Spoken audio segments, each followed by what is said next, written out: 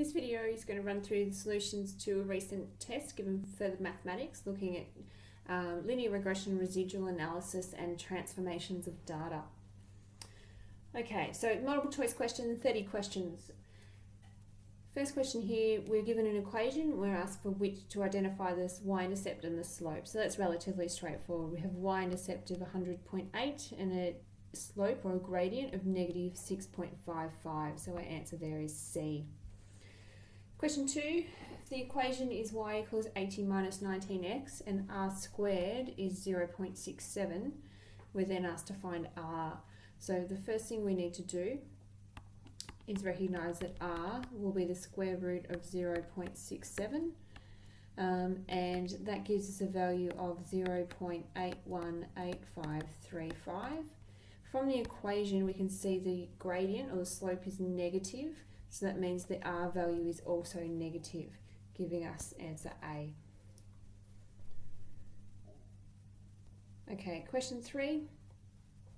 Least squares regression line again is y equals 80 minus 19x, and we need to make a prediction when x is 10. So it's just a matter of substituting that value in, and we get B, negative 110. Question 4, we're given some data.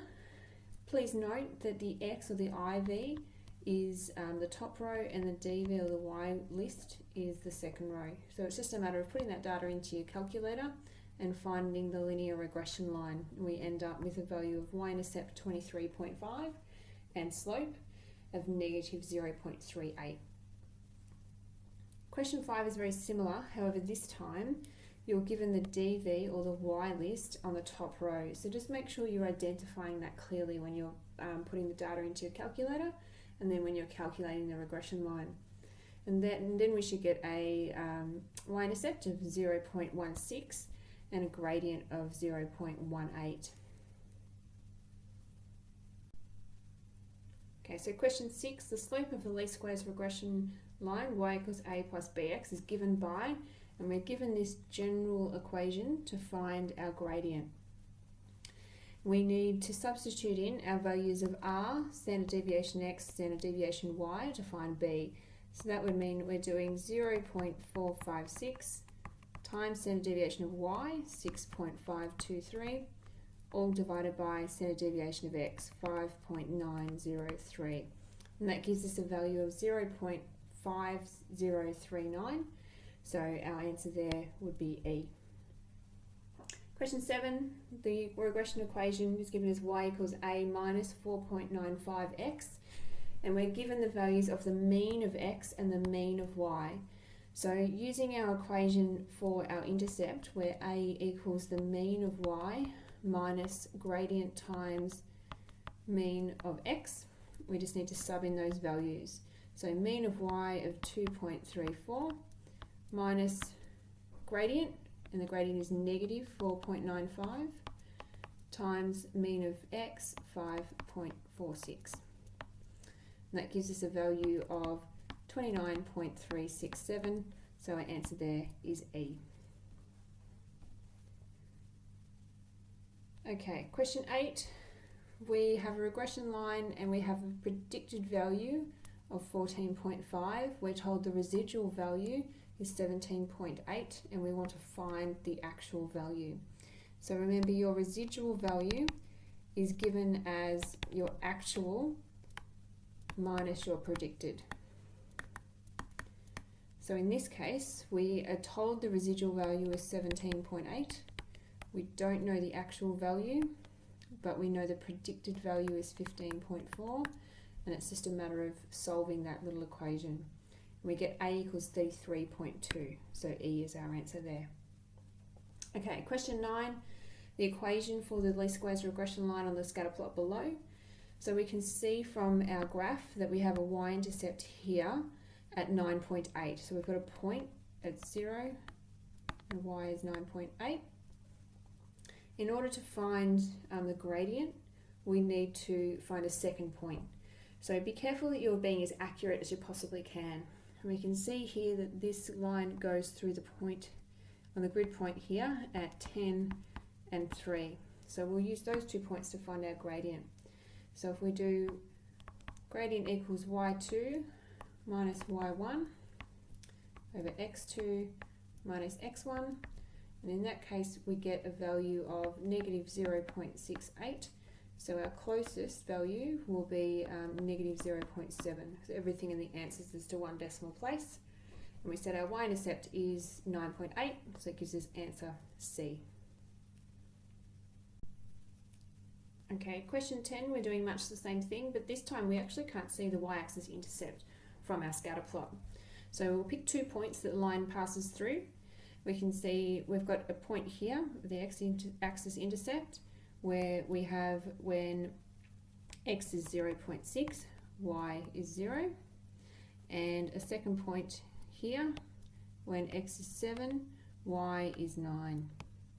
And so using those 2 points, I can find my gradient, 9 minus 0 over 7 minus 0.6, and I end up with a gradient of 1.4. And so of the options, D is the only possible answer there. Okay, the information here goes with the next 4 questions. So we have a number of the number of hidden objects remembered by a child can be predicted from their age using the least squares regression line, where number equals 2.5 plus 1.5 times age, and we have an R value of 0.55.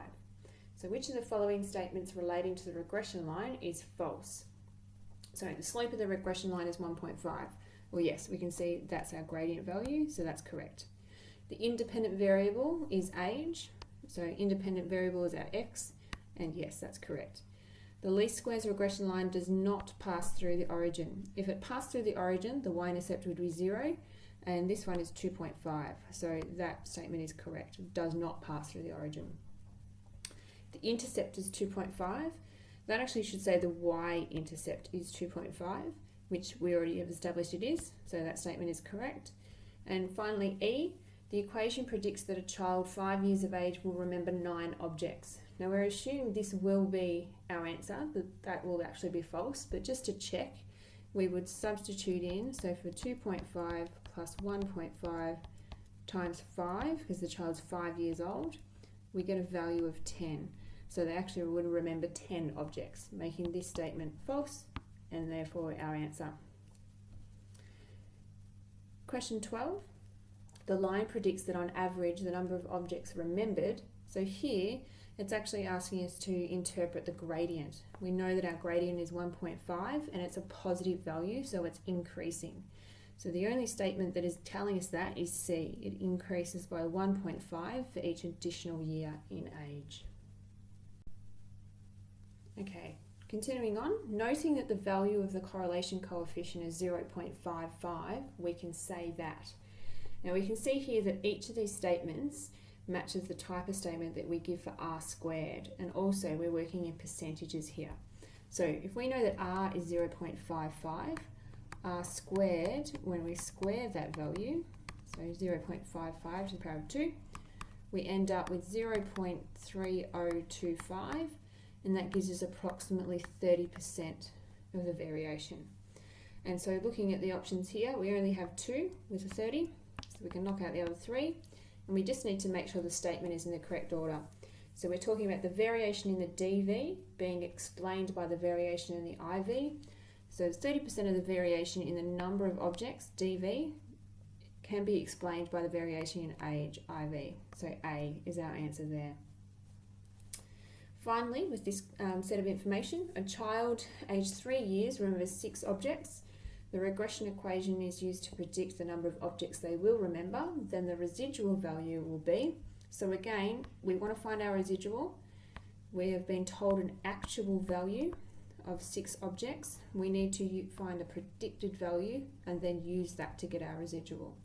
So our predicted value will be 2.5 plus 1.5 times age, and the child's 3 years old.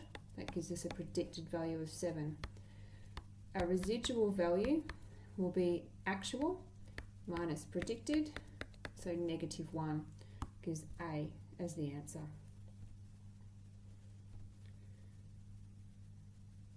Okay, question 15 is asking us to fit a 3 median line, but it's just asking for the slope. So we just need to split it into 3 sections and find the gradient using the upper and the lower median point. So I have 8 points here. I'm going to split with 8 into groups of 3, 2 and 3 in that final section. So if I just divide it up, it doesn't really matter how I draw it, just so I can see where the points are. Working across in the first group, the median working across the x is going to be in line with 2. Working up my page in line with 17. So I have my lower point will be at 2 and 17. And then in my upper section, working across x value, going to be in line with 12, and working up the page, y value in line with 9. So my upper section, my median point is going to be at 12 and 9. And so now I can find my gradient using those 2 points. So I have 9 minus 17 over 12 minus 2, and I end up with a gradient of negative 0.8. And so that gives me C as the answer there. Okay, question 16 asks us to find the missing values in the table below. Now clearly these values are incorrect. I'm not sure where I got the table from, but the answers given below do match the numbers we're working with. So to begin with, to get A, we're doing the value squared. So A would be 0.04 squared, which gives us 0.0016. And to get B, we're doing log of the value, so that would actually be log of 0.03, and that gives us negative 3.50656. So looking at our answers there, we've got D as the answer for 16. 17, which statement correctly completes the sentence? The effect of a reciprocal transformation is 2. So reciprocal, remember, is 1 on x or 1 on y. And what that does, it takes the higher values on the scale and compresses them down. So it compresses all of the values, but it has a greater effect on the larger values. So the most appropriate answer there would be D, compressing the higher values in the data. Okay, question 18 and 19 come from this scatter plot. But firstly, 18 is asking us what would the residual plot for the least squares line look like? So remember, your residual plot is basically just taking your regression equation through here and rotating it so it becomes the x-axis.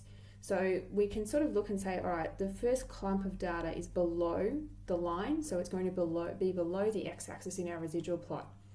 We also have a couple of data points at the end that are below, and a lot of the data in the middle is above.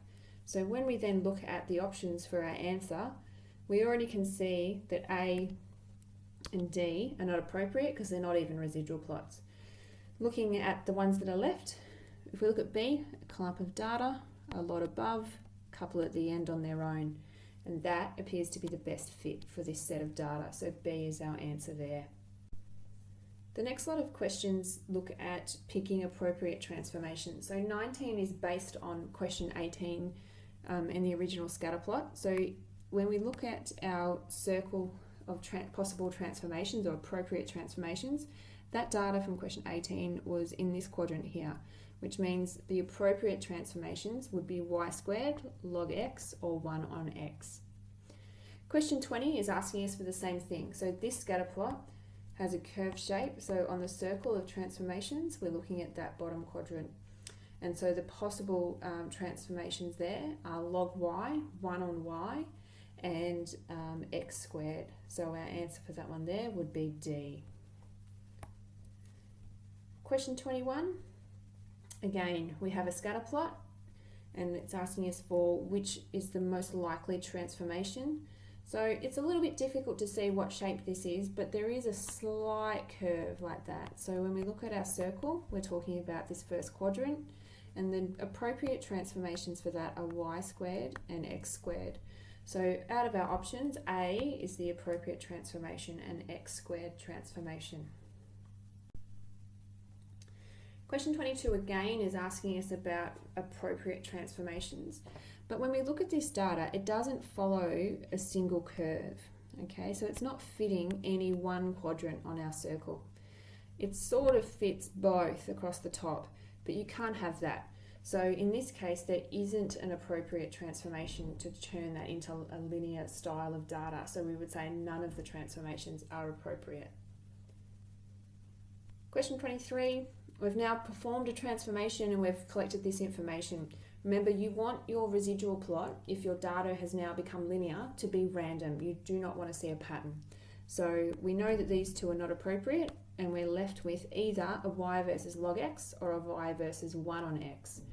So if you've got multiple things that are giving you random residual plots, you then want to look at the r value or the r squared value to see the strength of the relationship, or how much variation can be explained by the change in the IV. And so here we've got the highest r squared value is y versus 1 on x, so that is the most appropriate transformation that we have. Okay, 24, the literacy rate of a country was found to be approximately linearly related to a reciprocal of the gross domestic product. So they've already done the transformation. We have a 1 on GDP as the IV, and so if the intercept was 89.2 and the slope negative 11,154.3, let's write the equation. So it has to be literacy rate equals, because that's our DV or our y-axis our y-axis variable. So we're left with the top two. Our gradient is the 11,000, so B is the correct answer there. Question 25 is telling us we're going to apply a y-squared transformation to the data, and we need to find the r-squared value. So put the data in your calculator and then do a list of y-squared. Use that as your y list to determine then the r-squared value, and we end up with 93.9 as r-squared. 26, very similar, but this time we're doing a log x, so put the data in the calculator and then you want to do a log of x and use that as your x list to find your regression equation, and when we do that we end up with D as the answer. Okay, this question is just simply putting the data into the calculator and doing a 1 on y transformation. So put that in, make a new list 1 on y, and then look at the scatter plot of x and 1 on y as your two variables, and you should see that it matches B. Okay, question 28 is saying that we need to linearize the relationship between x and y, and we tried 3 different transformations, and we now have the residual plot of the 3 different transformations. So it's asking which of the following residual plots indicate that the transform relationship is linear. So out of that, all you're actually asked for is which of these residual plots is showing you linear data. So remember, you do not want to see a pattern. So if we look at the first one, we have a curve, so not linear. The second one, same, we have a bit of a curve that way, so not linear. Third one's a little bit more difficult to see. You do have an even spread of points above and below, but we see here our data is sort of clumped at one end, drops down, and you've got one on its own up here. So again, non-linear. So E is the most appropriate answer there. Okay, question 29. We have a model that describes the relationship between infant mortality rates and doctor numbers. And we're given the equation there, and it's already had a log transformation applied. From this model, we want to predict a country with 120 doctors would have an infant mortality rate closest to. So we just need to substitute in 120, remembering that we have that log of 120 there. And we end up with a value of 44.0614, so E is our answer, 44. Finally, suppose that the relationship between the average number of cigarettes smoked per day and the cost per packet can be modelled by the equation below. So again, this has already been transformed, this equation. We want to make a prediction where the price of the cigarettes was $15 per pack. So we want to substitute in cost is 15. And just remember, when you're solving this equation, that you do need to take into account that you have this 1 on y transformation. So if we were to enter that into our calculator, we would be entering in 1 over y equals 0.05 plus 0.02 times 15, and then you're most likely going to actually use the solve function to solve for y. And when we do that, we get y equals 2.85714, which gives us our value of 2.9. So C is the answer there.